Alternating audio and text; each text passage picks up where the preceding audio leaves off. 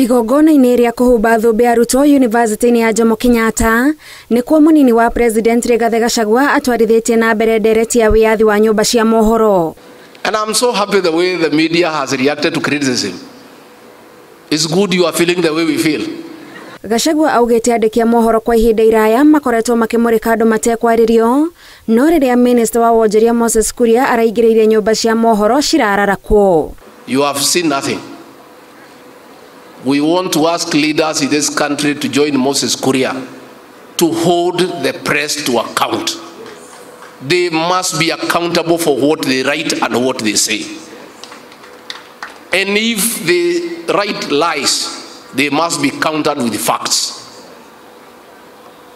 There is nobody who is immune to accountability. Gĩkĩ kũringana na Gachagua no kĩambĩrĩria na thirikari ya Kenya Kwanza ĩgũtwarana na andĩki a mohoro haha kwa haha gũtigĩrĩra gũtirĩ mwena wa hinyĩrĩria ũrĩa ũngĩ. So watu ya media karibuni kwa hii Kenya mpya.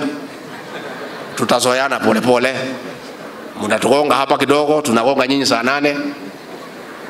Sasa nyinyi Kuria amegonga nyinyi kidogo, sasa na nyinyi mtugonge kesho, na sisi tugonge nyinyi kesho kutwa, siku zinaenda. And we get to learn to stay with each other. But you must now be accustomed to that new way of doing things. You have been having a few days for too long. You must take responsibility for what you write. You must be accountable for what you say. Ihinda-inĩ rĩu nĩokĩrĩire rũhonge rwa magoti akĩrũcukĩra gũtua matua marenderera mwena ũmwe guoka nĩ macira ma nyũmba cia mohoro cikĩng'ethanĩra na atongoria arĩa marĩ thirikari-inĩ.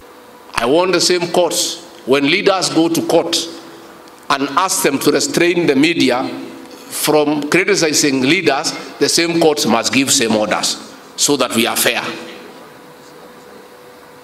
We must have equity and fairness.